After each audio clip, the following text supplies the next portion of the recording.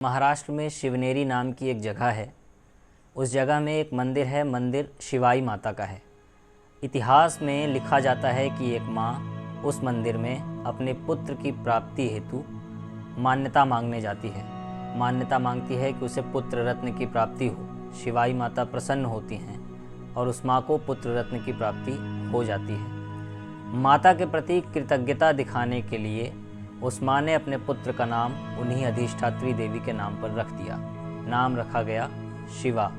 यही शिवा आगे चलकर महाराज छत्रपति शिवाजी के नाम से पूरी दुनिया में विख्यात हुए। नमस्कार, मेरा नाम है तन्मय और आप देख रहे हैं द फैक्ट फैक्ट्री की खास पेशकश शख्सियत। शिवाजी की जन्म की तारीख को लेकर के इतिहासकारों में अक्सर मतभेद रहे हैं, लेकिन ज़्यादातर इतिहासकार उनका जन्म 19 फरवरी सन 1630 का बताते आए हैं।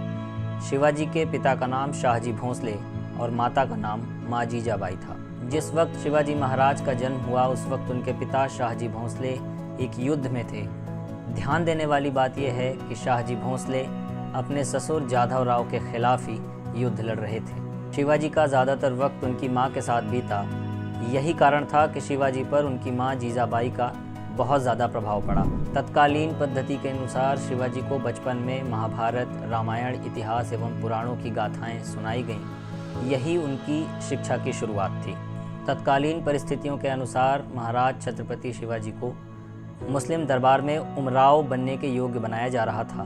उमराव उस वक्त मुस्लिम दरबार में एक प्रतिष्ठित व्यक्ति की हैसियत से देखा जाने वाला पद हुआ करता था। शिव भारतकार के अनुसार छत्रपति शिवाजी महाराज को राजनीति, जादू विद्या, विष निवारण और सामुद्रिक भाषाओं के ज्ञान जैसी विद्याओं का भी अध्ययन कराया गया। तंजावर की एक पुरानी पांडुलिपि में छत्रपति शिवाजी महाराज के उन सभी गुणों का वर्णन किया गया है जो उन्हें उनकी मां के प्रभाव से प्राप्त हुए थे, जैसे सत्यनिष्ठा, ईमानदारी, उदारता आदि।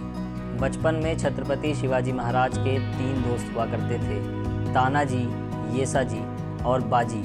वही तानाजी जिनके लिए बाद में छत्रपति शिवाजी महाराज ने कहा गढ़ाला सिंगेला।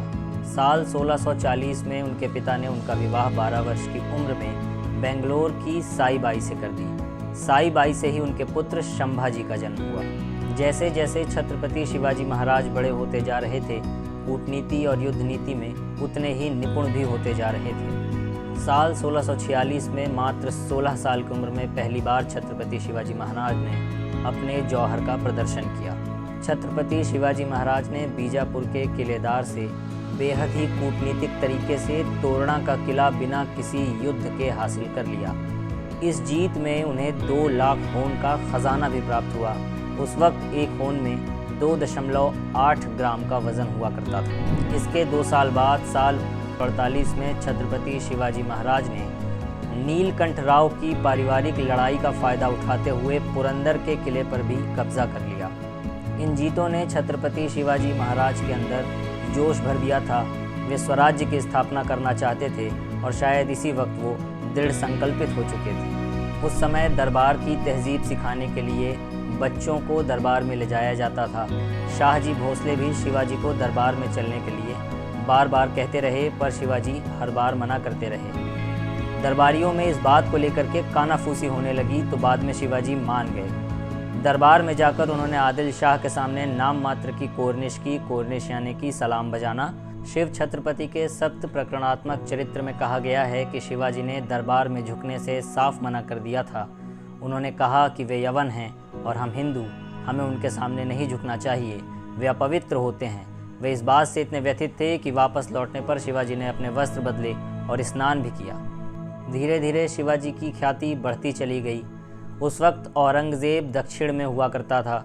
शाहजहां की दिल्ली में तबीयत ख़राब होने की वजह से उसे वापस दिल्ली जाना पड़ा। जाते हुए उसने बीजापुर के आदिल शाह से समझौता कर लिया। उसने आदिल शाह को दिल्ली पहुंचकर एक ख़त भी लिखा। उस ख़त में लिखा कि शिवाजी किसी भी वक्त दक्षिण पर आक्रमण कर सकता है, उस पर नज़र रखी जाए। अगर उसे नौकरी दी भी जाए तो कर्नाटका में दी जाए। कर्नाटका में जागीर देने से उपद्रव की आशंका कम रहेगी।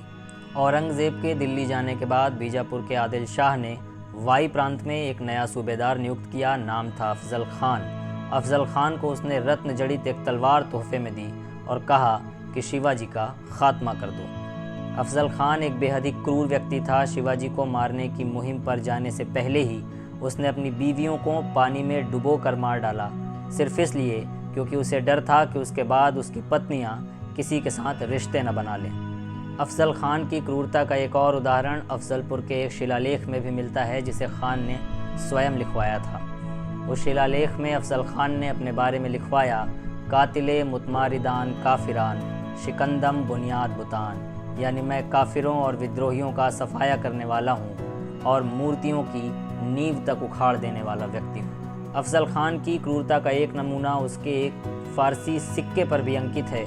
उस सिक्के पर लिखा है, गर अर्ज कुन्नत सिपहर अफजल अजमुल्की बजाय तस्बीह आवाज़ आयत अफजल अफजल, यानी कि अफजल का नाम ही पूरी दुनिया के हर क्षेत्र में बुलंद होगा।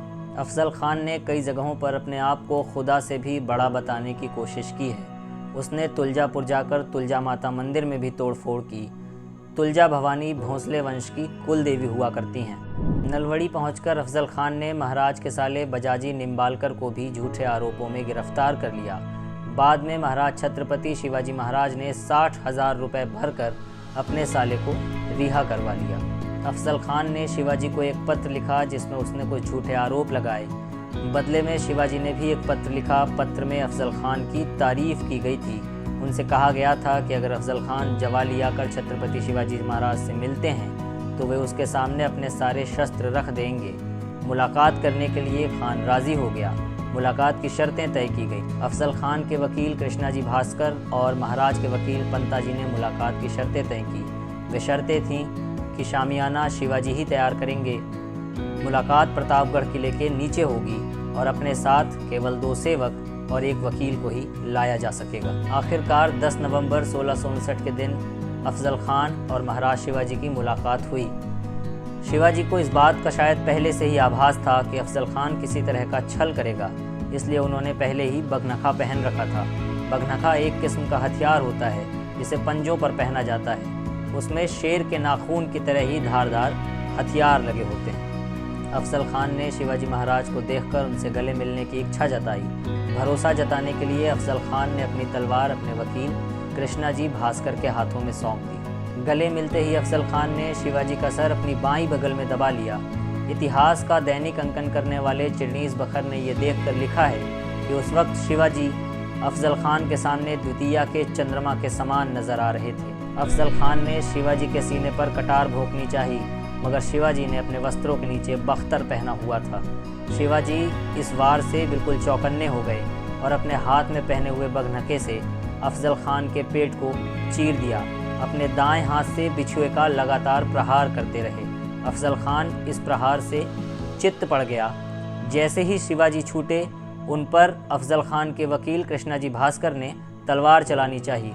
उसी वक्त शिवाजी महाराज ने एक भारी पट्टे से कृष्णाजी भास्कर को मार डाला। हो हल्ले की आवाज़ सुनकर कुछ सैनिक भी अंदर आए, उन्हें भी मार दिया गया। बाद में अफजल खान की पालकी उठाने वाले जब लोग अंदर आए, उनके हाथों को काट दिया गया।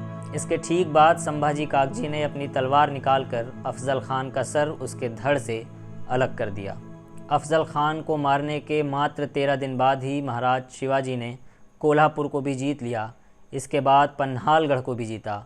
इतने बड़े इलाके पर जीत के साथ ही छत्रपति शिवाजी महाराज ने स्वराज का झंडा बुलंद कर दिया। अफजल खान के वध से आदिल शाह बेहद चिढ़ा हुआ था।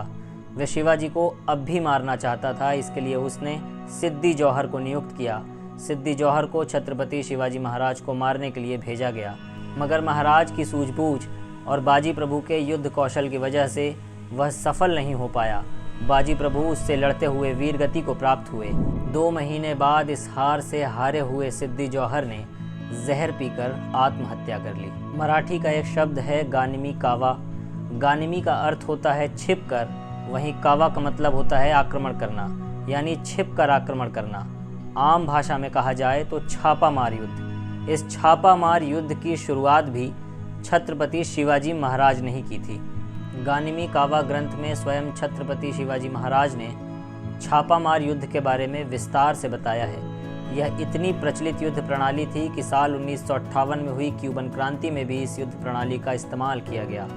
अमेरिका और वियतनाम के बीच हुए युद्ध में वियतनामियों ने भी छापामार प्रणाली का प्रयोग किया था। बाद में ही वियतनाम के एक पूर्व राष्ट्रपति ने शिवाजी की इस छापामार युद्ध प्रणाली की तारीफ भी की थी। शिवाजी औरंगज़ेब के द्वारा मराठों पर किए हुए आक्रमण से बेहद खफा थे और इसका बदला उन्होंने सूरत में लूट करके लिया। शिवाजी ने सूरत पर ज़बरदस्त आक्रमण किया था। उस वक्त सूरत को संपत्ति का मायका कहा जाता था। उस ज़माने में सूरत एक साल का टर्नओवर 12 लाख रुपए का देता था। छत्रपति शिवाजी महाराज 6 जनवरी 1664 के रोज़ सूरत पहुँचे। सूरत पहुंचकर उन्होंने पहले एक ख़त लिखा। जब ख़त का जवाब नहीं आया तो उन्होंने सूरत पर आक्रमण कर दिया। यहाँ एक बात गौर करने लायक है कि शहर लूटते वक्त भी शिवाजी ने अपने व्यवहार में सौम्यता बनाई रखी। रेवरेंड फादर एम्ब्रोज नाम के एक कापुशियन पादरी को छत्रपति शिवाजी महाराज ने यह कहकर बख्श दिया कि पादरी पवित्र होते हैं और उन्हें नहीं मारा जाना चाहिए, ना ही उन्हें लूटा जाना चाहिए। सूरत में की गई लूटपाट औरंगज़ेब को नीचा दिखाने के लिए की गई थी। यह इतनी ज़्यादा बड़ी लूट थी कि औरंगज़ेब ने सूरत के व्यापारियों का 1 साल का टैक्स माफ़ कर दिया। इसके बाद 12 मई साल 1666 के रोज़ शिवाजी अपने पुत्र के साथ औरंगज़ेब के मेहमान के रूप में आगरा गए। असद खान ने उन्हें दरबार तक पहुंचाया। उस रोज़ औरंगज़ेब का जन्मदिन था। सभी उमराव और नवाबों को पान के बीड़े बांटे जा रहे थे। शिवाजी को भी एक पान का बीड़ा दिया गया, मगर उचित सम्मान नहीं दिया गया। इस बात से छत्रपति शिवाजी महाराज इतना क्रोधित हुए कि दरबार छोड़कर जा निकले। शिवाजी के मुग़ल दरबार से निकलते ही वहां मौजूद मुग़ल सरदारों ने औरंगज़ेब को भड़काना शुरू कर दिया। उन्होंने कहा कि यह दरबार की तौहीन है। इतना सुनते ही औरंगज़ेब ने हुक्म दिया कि छत्रपति शिवाजी महाराज और उनके पुत्र संभाजी को कैद कर लिया जाए। उन्हें कैद करके जयपुर भवन में रख दिया गया। यहाँ पर एक बार फिर शिवाजी ने अपनी चालाकी का परिचय दिया और फूलों की टोकरी में अपने पुत्र के साथ छिपकर भाग निकले। 50 साल बाद जब औरंगज़ेब अपनी मृत्यु शैया पर था, तब उसने अपने मृत्यु पत्र में इसी घटना को याद करते हुए लिखा कि शिवाजी छल से उस रोज़ भाग निकले। हमारी असावधानी से इतनी बड़ी चूक हो गई जिसका खामियाजा हमें हमेशा के लिए भुगतना पड़ेगा। छत्रपति शिवाजी महाराज को ही भारतीय नौसेना का जनक भी कहा गया है। वे समुद्र की अहमियत समझते थे। वे जानते थे कि इससे कितने फ़ायदे हो सकते हैं, इसलिए उन्होंने नौसेना तैयार की। नौसेना बनाने के पीछे उनके 3 मकसद थे: समुद्री लुटेरों से बचना, सिद्दी जौहर पर अंकुश लगाए रखना और अंतर्राष्ट्रीय व्यापार को बढ़ावा देना। शिवाजी महाराज की नौसेना का विवरण चित्रगुप्त ने किया है। उसने लिखा है कि छोटी बड़ी सभी नौकाओं को मिलाकर कुल 450 से ज़्यादा नौकाएं उस वक्त शिवाजी की सेना में शामिल थीं। शिवाजी ने धीरे धीरे दक्षिण को भी जीतना शुरू कर दिया। दक्षिण के कई इलाकों पर उनका कब्ज़ा हो गया और मराठा साम्राज्य की स्थापना होने लगी। इसके बाद 29 मई साल 1674 में रायगढ़ में छत्रपति शिवाजी महाराज का बाकायदा राज्याभिषेक किया गया। उनके राज्याभिषेक के ठीक 12 दिन बाद छत्रपति शिवाजी महाराज की मां माता जीजाबाई का देहांत हो गया। साल 1680 तक छत्रपति शिवाजी महाराज ने दक्षिण को जीतकर अपना हिंदवी साम्राज्य स्थापित कर लिया। इसी साल यानी 1680 के मार्च महीने की 24 तारीख को छत्रपति शिवाजी महाराज को बुखार चढ़ गया। बुखार ऐसा चढ़ा कि उतरा ही नहीं, और उतरा तो छत्रपति शिवाजी महाराज का देहावसान हो गया। शिवाजी की मृत्यु की खबर जैसे ही औरंगज़ेब को मिली, औरंगज़ेब खुशी से पागल हो उठा। हालांकि औरंगज़ेब ने बाद में ये भी कहा कि शिवाजी असल मायने में महान सेनापति थे। छत्रपति शिवाजी महाराज असल मायनों में छत्रपति थे, जिनके छत्र के नीचे किसी भी प्रकार का भेदभाव नहीं होता था। वे युद्ध नीति में तो कुशल थे ही, लेकिन उसके साथ ही समय समय पर अपनी अच्छाई का भी परिचय वे देते रहते थे। शिवाजी के सरदार आबाजी ने जब मुल्ला को हराकर उसकी बहू को कैद कर लिया, तब शिवाजी ने उस स्त्री को अपनी सभा में बुलाकर उसे माँ के समान इज्जत प्रदान की। उसे वस्त्र और आभूषण देकर मुल्ला के पास ही बीजापुर वापस भेज दिया। धर्म के मामले को लेकर भी छत्रपति शिवाजी महाराज अक्सर सौहार्द का पूर्ण परिचय देते थे। सूरत के पादरी के साथ हुई घटना इसका उदाहरण है। अफजल खान को मारने के बाद भी शिवाजी ने उसका अंतिम संस्कार इस्लामिक रीति रिवाजों के अनुसार ही किया था। इसके अलावा छत्रपति शिवाजी महाराज ने अपनी नौसेना में भी मुस्लिमों को शामिल किया। उनकी घुड़सवार सेना के 2 प्रमुख भी मुस्लिम ही थे, जिनके नाम सिद्दी दिलाल और सिद्दी वहावह थे। ये दोनों ही बाजी प्रभु के साथ सिद्दी जौहर के खिलाफ लड़ते हुए वीरगति को प्राप्त हुए थे। अपने राज्याभिषेक के दौरान रायगढ़ में बनवाई हुई मंदिरों का जायज़ा लेने पर उन्होंने अपने सरदारों से पूछा कि क्या कोई मस्जिद भी बनवाई गई है। जवाब ना का आने पर उन्होंने कहा कि जल्द से जल्द मस्जिदों का भी निर्माण कराया जाए। शिवाजी की एकमात्र रंगीन तस्वीर बनाने वाला भी मुस्लिम ही था। उसका नाम मीर मोहम्मद था। राष्ट्र निर्माण में एक राजा का क्या कर्तव्य होना चाहिए, इस बात के सारे गुण छत्रपति शिवाजी महाराज के अंदर थे। उन्होंने सदैव धर्म से ऊपर अपनी प्रजा को रखा और इसीलिए एक महान शासक साबित हो सके। शख्सियत के आज के इस एपिसोड में बस इतना ही। ऐसी ही अन्य तथ्यपरक जानकारियों के लिए आप हमारे YouTube चैनल को सब्सक्राइब कर सकते हैं। साथ ही पास ही लगे बेल नोटिफिकेशन को दबा भी सकते हैं, ताकि आगे आने वाली वीडियोस की जानकारी आपको सबसे पहले प्राप्त होती रहे, क्योंकि फेक न्यूज़ के इस दौर में हम ही हैं जो आप तक सच्ची जानकारी लेकर आते हैं।